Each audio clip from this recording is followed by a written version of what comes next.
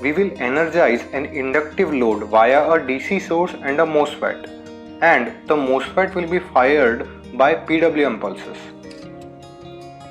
Let us open Simulink library browser and search for DC voltage source and add it to the model.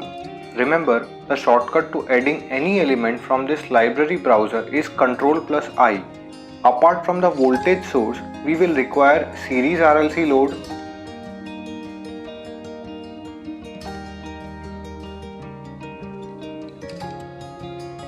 MOSFET which can be found in specialized technology,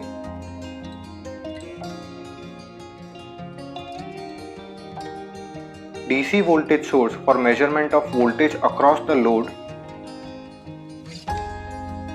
also a block for current measurement which will measure the current in the circuit.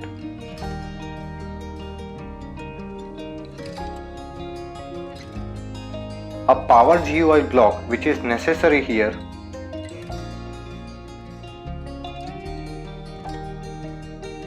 a pulse generator which will generate firing pulses for MOSFET. Now let us go ahead and make the connections.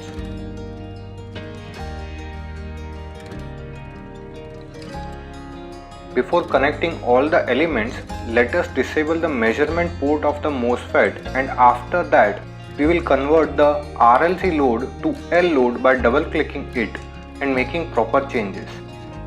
We will use an inductor of 100 nanohenry. Now let us align the inductor vertically with the MOSFET by rotating it. To rotate any component, you need to first select it and then press Ctrl+R. Now let us connect and make a loop such that MOSFET is connected to the DC voltage source via the inductor. In between the inductor and the DC voltage source, there will be a current measurement block that will measure the loop current. The specifications of the pulse generator are such that it will be operating at 20 kHz frequency. Hence, its time period will be 1 divided by 20,000, which we will input into the period field. Its duty cycle will be 80%. Now let us connect it to the gate of the MOSFET.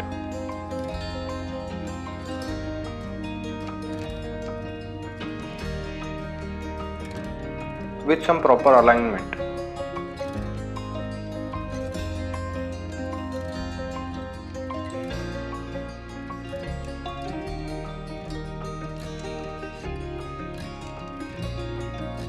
The voltage measurement block will be placed in parallel with the inductor to measure its voltage profile, which will be observed in the scope. Yeah, so we forgot to add the scope. Let us add it from the library browser.